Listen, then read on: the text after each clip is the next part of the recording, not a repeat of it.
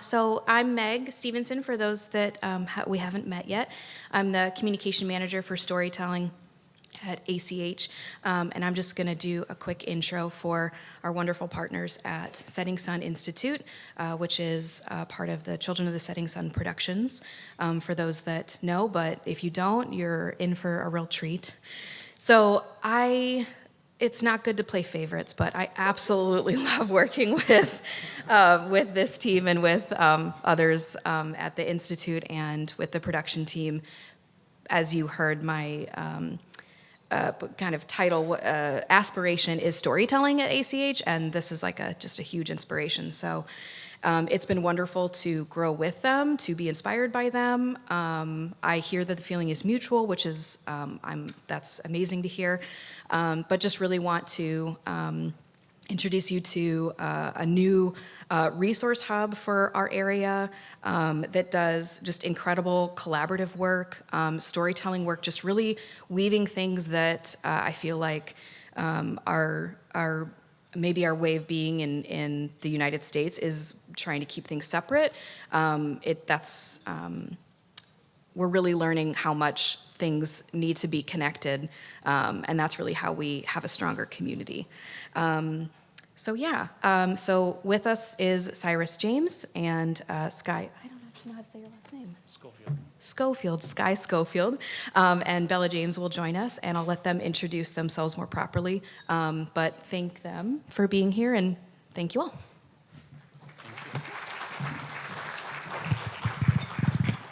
Introduce yourself. Cheers. I'd scoot you, Nautsiam. Cyrus Jameson, it's not. Good morning, my dear friends and relatives. My name is Cyrus James.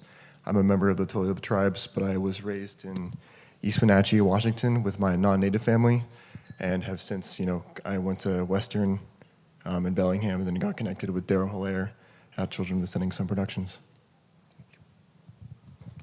Hestum, Neto Yet Lak Jaharis. Hello, my name is Sky Schofield. I'm Wintun, Pit River, and Wailaki.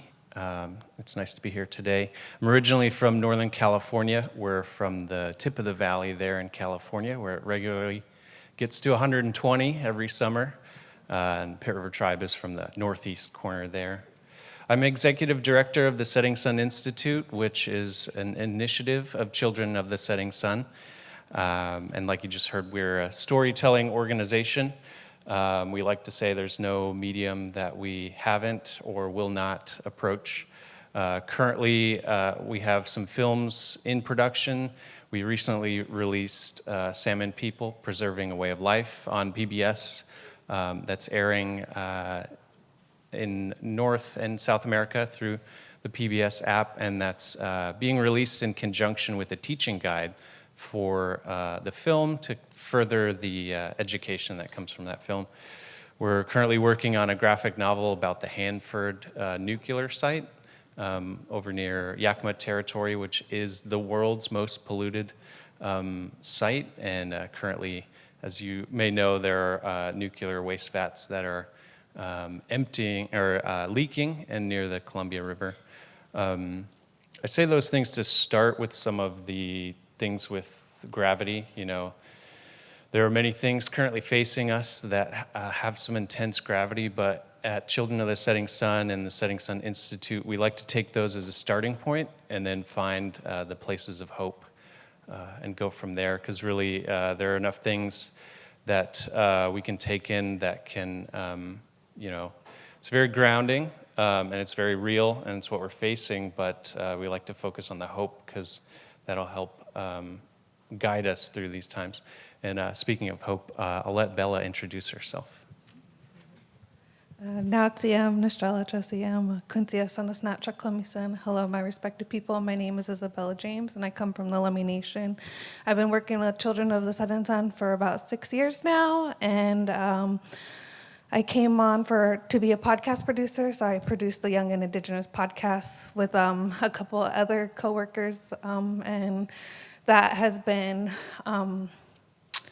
a building bridge to learn about who we are and where we come from as Indigenous people. So it's through storytelling and history and knowledge through our Coast Salish territories. It's not just based on from what Lummi is, but also all of the other tribes that collide with us in our territories of who we are and where we come from, by living and breathing and being able to be a part of our culture, because we were at a time where that was almost taken away from us. So we're in such a inspiring and hopeful place to see our next generation to be able to live and breathe our culture without feeling like they're lost of identity, but also due to the colonization of what has happened to us. It's very inspiring to see all of these youth to be able to be fully who they are and know who they are and know where they come from. Children of the Setting Sun, we like to say that we create, share, and educate. We create media, storytelling, or we create stories that build bridges between groups of people. I don't have to tell this room that it's been a little bit tense in the world the last 5-10 years. And there are a lot of issues that reach sort of a stalling point where connection, communication is all but hindered. So we like to focus on the universal topics that bind people together. And for us, our North Star is salmon people and taking care of the salmon. We came to that conclusion over a period of time when looking at how we've kind of followed our hearts for the productions that we've taken on. I don't know if this is, if I should share this, but anyone that comes through our door, we have a policy of not saying no, we say yes. So if you come through our door and we sit down and we talk about what's on your heart and what's on ours and a story that can be told there to connect people, we say yes. So it's led us to a number of different avenues, and we really need to figure out what combines all of them, what's at the heart of all of them. And really the essence was taking care of what takes care of us. And that is the salmon, that is salmon people, and that is the future generations. Working on this work, it's always a brighter day in the office when somebody brings their kid in or their niece or any one of their family members, and we kind of get to see what the work is all for while we're plugging away at emails and scheduling and everything like that. From the work that Children of the Setting Sun has done previously in our 9 years of existence, we realized that there is storytelling that opens the door, connects with people, connects with policymakers, connects with the heart on issues where maybe bogged down with sort of the high-level conversation about those issues. Connecting with people on a personal level has driven so much change through the work that we do that we focus on the heart-centered issues in some of our productions.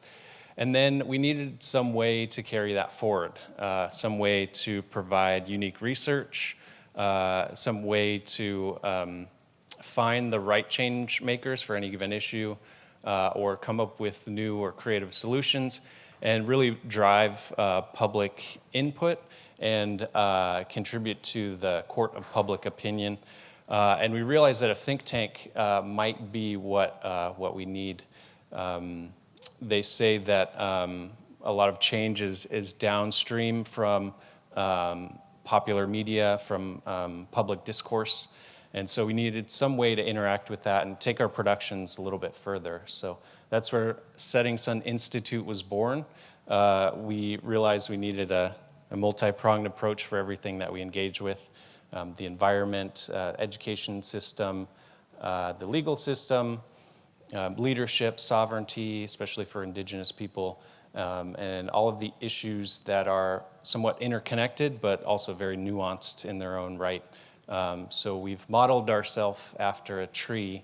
We've been spending time to build a strong, firm base so that we can spread our branches out in all directions. And they all come back to the center eventually too, so we can reflect on how they interconnect with one another.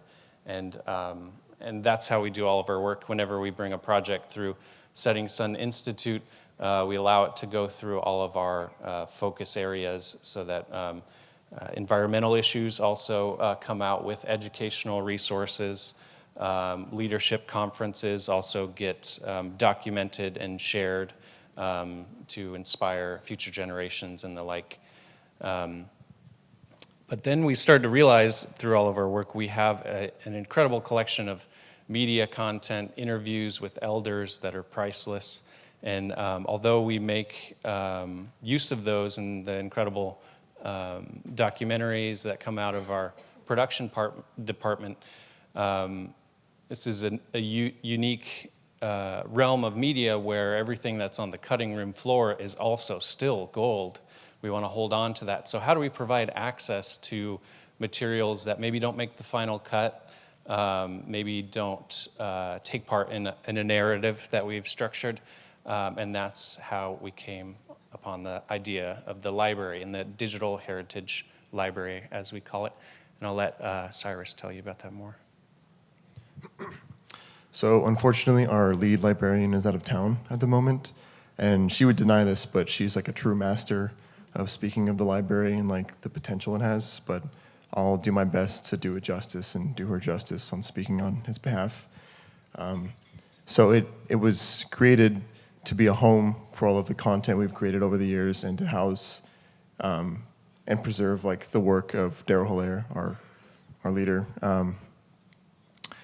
And it's also, to create accessibility with our work. We have, podcasts on Spotify and videos on YouTube and Vimeo and wherever else. And we have a printed book and teaching guides. So it's all spread out. So it's like if someone asks where they can find something, it depends. But this will be a place where everything will be preserved and it will be accessible for everyone from, youth to educators to elders to change makers.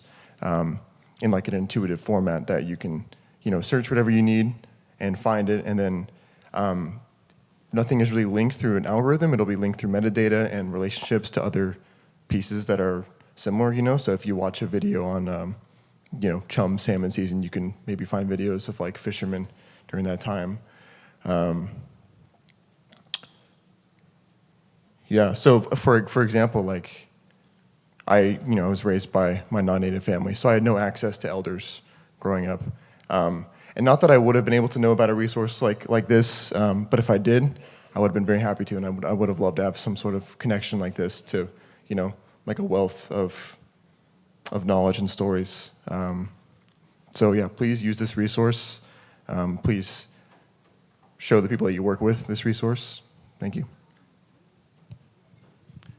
Cyrus brought up a good point. I'm sure it's not news to anybody here. The algorithm is just out of control. If you've been on YouTube and you're looking up baking recipes and then a related video is some right-wing or cryptocurrency video, you're wondering how the connection is made there. And there have been studies that have shown if you continue on clicking through related videos on YouTube, you'll eventually end up on videos that are radicalizing younger generations and older generations. We kind of notice there's a need for a more holistic path, an algorithm of related videos and how the world connects to one another. Young people are vulnerable to discovering what the world is and how things are related to each other. And if it's subject to giant corporations that choose related content based on, capitalistic interests, then we're sort of letting them run wild in an area that doesn't take life into account. So we've created for ourselves a digital heritage library where folks like Bella can take a look at the material that we have produced already, load it into our library, and then Bella can provide cultural context and traditional knowledge on elements in the library that are connected to her community, Lummi community. And we've made partnerships with other folks from different communities that can do the same. So the library provides context for everything that surrounds a single piece of media. We can make connections to things like, in our way, there may be a certain type of food that is eaten at a certain type of year, and it's connected to a song, and all of those connections and contexts can be made in a place where we also have control over the data.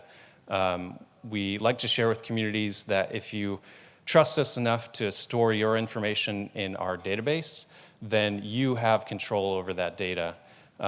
Obviously, it's the internet. We live in the digital age where you can copy paste or screen cap. But for content that's like an example from my tribe, when someone passes away, you don't say their name for a year. You give them time and space to move on. So if we had content stored in the library, we would have control over taking something down for that time period. Or if it's a bear song that's up on the library, we don't sing bear songs during the winter because we don't want to wake them up while they're hibernating. So you could take that down during the winter. You could set cultural protocols, provide cultural context, and add some traditional knowledge. Because really, for us specifically, and I imagine for communities everywhere, when we come to a negotiating table, say it's a city council meeting where they're deciding how to develop a waterfront area or something, that's what's happening in my community. You have to start with History 101.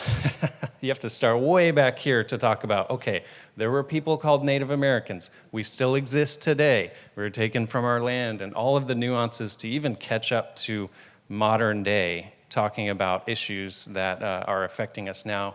So when you say, we've been here since time immemorial, and we would like a stake in the development of this area, folks aren't having to catch up with the information that they haven't been provided in school systems. And so we can have conversations with them in the know instead of a giant black hole, a space of ignorance that, they may be interested in wanting to have those earnest conversations, but if they don't have the resources and tools to do that, then we can't even start the conversation with them. I know that even in the Supreme Court, during cases involving Indigenous people, Supreme Court justices have to be debriefed on government-to-government federal Indian law. Even at the highest level, the highest court in our country, people who are well-versed in the ins and outs of every nuanced aspect of law that they've had experience with. Federal Indian policy and federal Indian law is a blank space for a lot of people. So the library is an effort to provide that in a space where we can set the tone and we can retain data sovereignty and then start to have more of the in-depth conversations that we need to be having now. Indigenous peoples protect over, I believe, 80% of the world's natural spaces and biodiversity. So we're going to have a big role in the future of protecting the planet and providing a livable planet for future generations. And we want to do whatever it is that we can to start those conversations so that we can all work together. On that note, last night, so much like the internet and everything that has to do with the internet, the day before a presentation, the library goes down. So currently our library is offline right now. We're working that out, should be back online by the end of the week. But last night as I'm plugging away on my computer and I'm starting to feel the anxiety and stress take place in my neck and my shoulder, just the one shoulder, so it's kind of like this. I'm sure that's a feeling that a lot of people have here and working in these intense issues and trying to take care of people. But then I remembered that at our table we have some partners that are connected with the Native transformations that will be coming up next. And they also worked on the library in the past. And I started to feel the stress go down a little bit and remember that we're not alone. And it's exactly this type of room, it's exactly the type of work that's being done by North Sound ACH that's going to provide that. And I think this was all prefaced by this week. I don't know if any of y'all have been seeing the news, but it's been a stressful week, and it's going to be a stressful next couple of years. But it's these types of connections in which we can rely on one another that's going to get us through that. And so I'll be working with Deborah later to get the library back online. But it was just a reminder of why we're here and the incredible work that's being done, that's been done, and that we're all going to do together. So we'd love to share with you some of the videos that are in the library. We'll give you a little sample of the type of material that we've been producing and give you some context for what type of material can be stored in the Digital Heritage Library. You're seeing our website. If you go to the Children of the Setting Sun website, in the top right corner, there's a library link. This gives a little description, so if you're hoping to share it with anyone and just give them a little preface before they get to the library, you can land here. And then we've linked to our YouTube just temporarily, but normally this will go to the library so you can be within the context of the database. You would normally see these individually parsed out. You'd see the metadata of each piece and how they connect to other material in the library. What we'd hope to do, just like that YouTube conversation, is somebody hears about dam removal on the Elwha and they come to the library, show up on that page, and they're like, oh, there's currently efforts taking place on the Snake River to try to remove those dams. So radicalizing people a little bit in the direction that we'd like them to be radicalized. So through the library, you should be able to reference other actions that are taking place. You can get some history of dam removals and why they were put in. You can look at current efforts, and you can find any other resources that may be relevant to that issue. Our hope is that we can partner with change makers out in the world and say what they need most is people to be writing letters to their representatives. That can be housed right there, and they can be taken to a site that'll do that for them, or do it in-house in the library.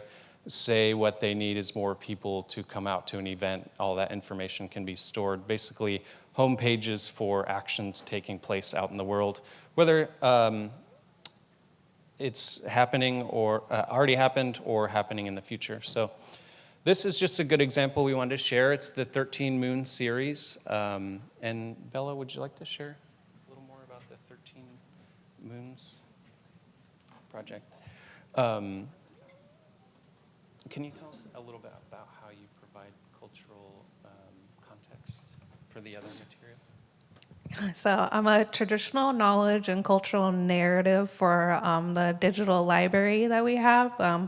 So I write Indigenous context for all of our Lummi content. So everything that Children of the Setting Sun has done with Lummi, we have proper permissions of who can access Lummi. So say there's Lummi, Tulalip, Swinomish, and Upper Skagit. So a certain person that comes from that tribe can write the narrative of how we control, of how people view us and what we see and what's true about us. So it's having an Indigenous context of us being able to control the story and tell the story in the way that it needs to, instead of having a non-native write the narrative for us and what they think about us. We get to control the context of how we want not the world, but how we want things to be told in such ways of how it's always been passed down from generation to generation, and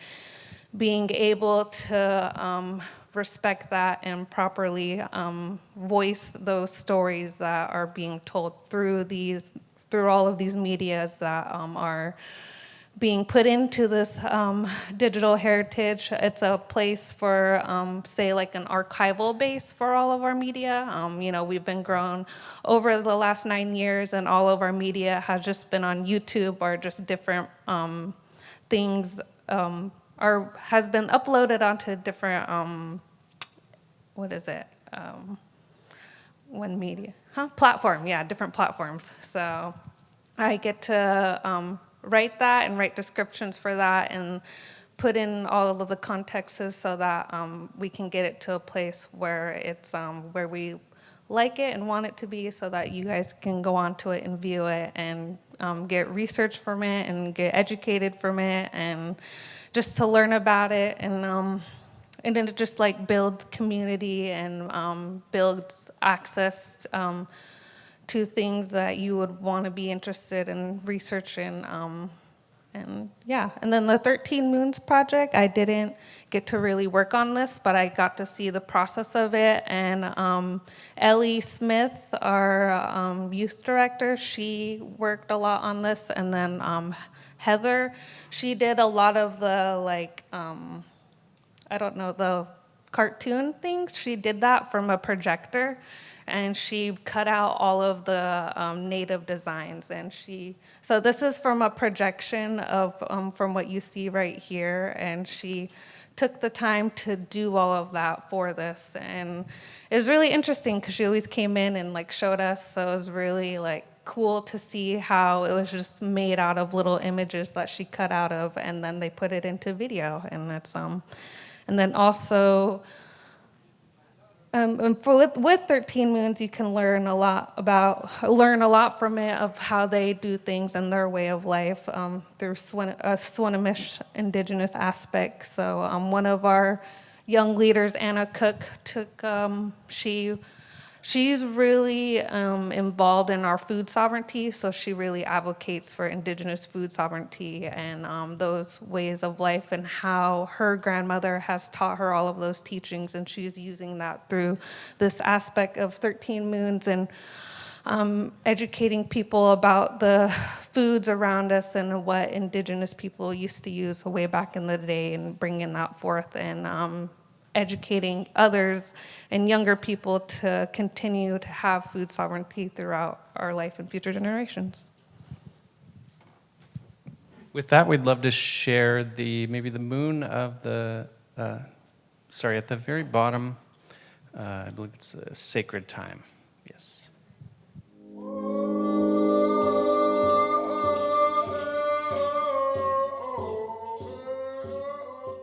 Adultsa, Seedsta, Celestialat, Seedsta. My ancestral names are Adultsa and Celestialat. My English name is Anna. I'm a Swinomish tribal member, and we are on Swinomish tribal lands. We will be talking about the moon of the sacred time. Late December through early January is the moon of the sacred time. This moon is one of the final moons of the one-yearly cycle and the first of the next cycle. And this moon signals a time for renewal and rebirth. This is a time for learning spiritual and cultural traditions from elders around the Longhouse fire.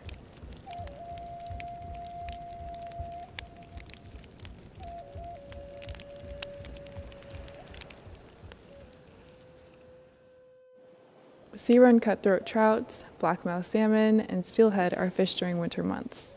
Shellfish are collected during nighttime low tides. Activities focus on nighttime clam digs and cedar weaving during this moon.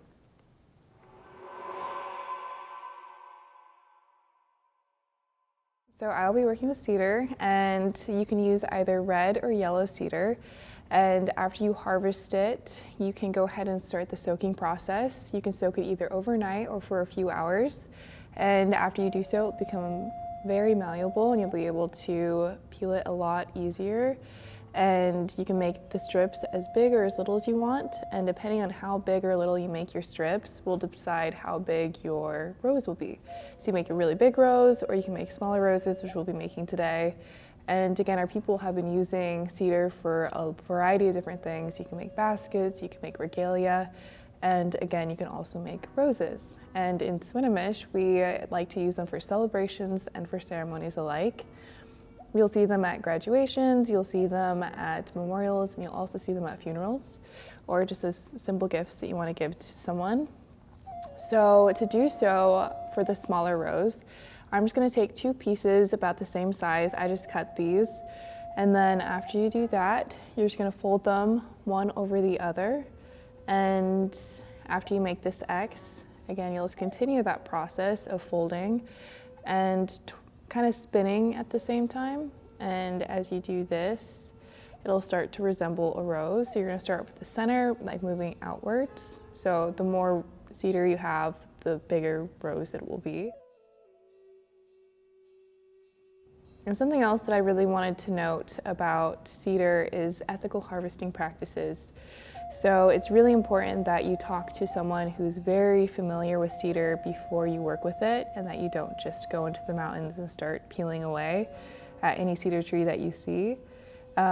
You should, again, get permission from whatever tribe it is that you're harvesting from. And then secondly, you should also be able to wrap your arms around the tree before harvesting. And each cedar tree can only be harvested from once in its lifetime, or should be. So those are some simple things to remind yourself and to remember as you go out and harvest. It's very simple process, and you can make a lot of them, and you can just finish it off by tying it with another piece of cedar or with a piece of rope or string or whatever else you have available. So that is how you make a cedar rose.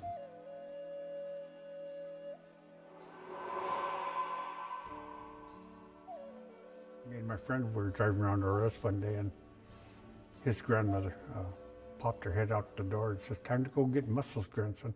He said, "Okay."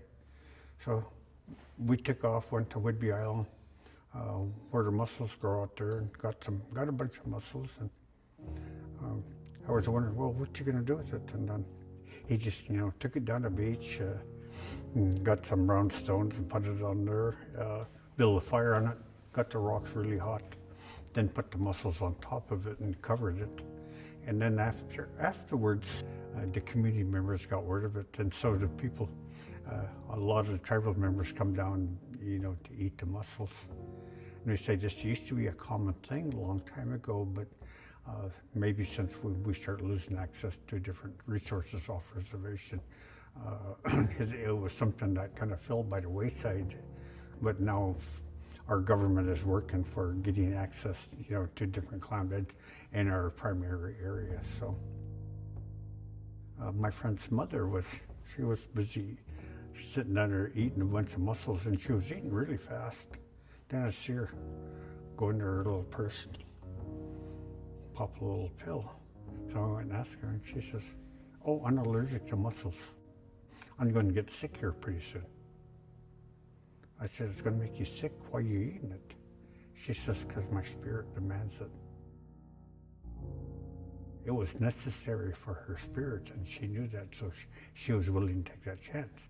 So she was popping Benadryl like candy, trying to counteract that. And, when I tell that one to, non-Indians, they just go, because, it's so foreign of a concept to them that food would be necessary, that it does more than a physical function. It has a traditional function, spiritual function.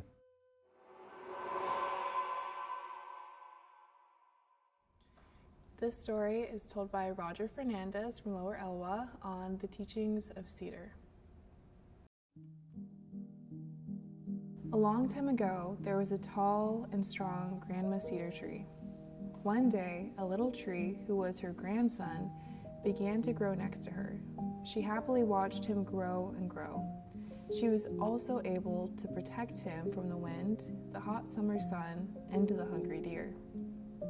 When he was lonely, she called the birds to his branches to keep him company. So he grew healthy and strong until he was bigger than his grandma. Grandma was getting very old, and she needed protection and care. Grandson Cedar was able to protect grandmother from the strong wind, the hot sun, and the hungry deer. He was also able to call the birds to her branches when she missed her old tree friends. One day she said, "Grandson, don't worry about me. I'm old now. Take care of yourself. Do not worry about me anymore." But he said, "Grandma, when I was little, you protected me from the strong wind, the summer's hot sun, and the hungry deer. And when I was lonely, you called the birds to me so I'd have company. Grandma, you did all these things for me, and now I will do them for you." And so, grandson Cedar Tree took care of his beloved grandmother Cedar Tree.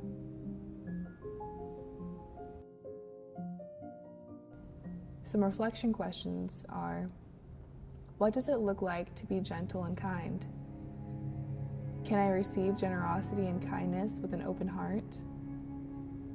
And how can I practice generosity in my life right now?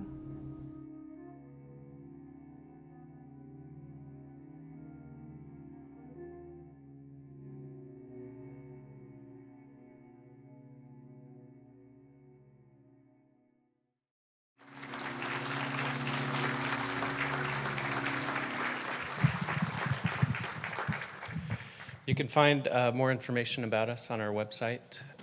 Chalabeskin, Aisquichil. Thank you very much. I think we have a little bit of time if there were any questions, any burning questions anybody wanted to ask.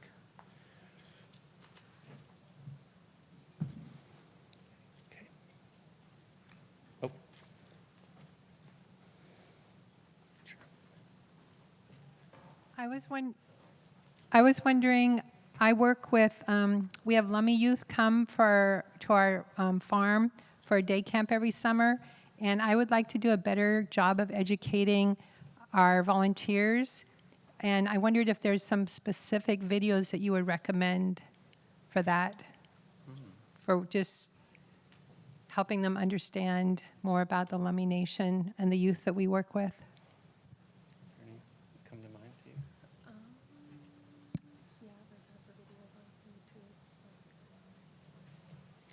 Yeah, I mean, if they have a few hours, they could listen to Joel James talk. Yeah. Once the library is back online next week, I think the library would be a great place to start. We have a number of collections that are organized that can lead you in the right direction. But honestly, I think the 13 Moon series would be wonderful because each one features a number of different little asides like you just saw, and just some good context. And I think for the volunteers, maybe just illuminating some questions that they can ask the kids and start a conversation with them. And I think that's an interesting question to answer, because I can't think of a video that talks about Lummi's history specifically, but it's that context is given through lots of different pieces. When people introduce themselves, when they're introducing themselves as Lummi, it's Lactamish people, survivors of the Great Flood, and they'll give pieces of that story. But I can't think of a single piece that kind of melts that all down. Does that make sense, Bella? Yeah. Yeah. Also, you can check out the podcast. I know there's some in the old episodes where you could look at, and we talk about our ways of life and who we are as people. So looking at the podcast is a good outlet for that, and can speak on a little bit of those, of learning about that, because we've had people reach out to us and say, wow, I didn't even know you guys were across the water. So it's kind of crazy to live that long here and not knowing that there's a whole tribe right across from you. So I love the podcast. I don't personally get to work on the podcast, so I'm always talking it up, but it's incredible and a great place to start too, especially just in my personal experience. Animal stories with younger kids is a great segue into anything, and just talking about the lessons that are present in there and what you got out of them. I have actually. Can you hear me? Perfect. So I actually have a really quick comment as appreciation of your work. So I was creating an internal document or kind of guide how to teach our team about the environmental justice. And when I was prepping all of that, I actually found you and found your website and found your library, and it's amazing. So highly recommend to everybody to just check it out, because the stories that were told, you watch video after video, and as you mentioned, it's all interconnected and it's all very high production. So I saw a lot of videos and I saw a lot of websites, but yours really stood out for me. And your idea and your work is actually creating an impact already. So I just want to say thank you for what you do, and please do it more. It's really amazing. Thank you. Hi, Shika. Thank you. And I'm glad it served you well already.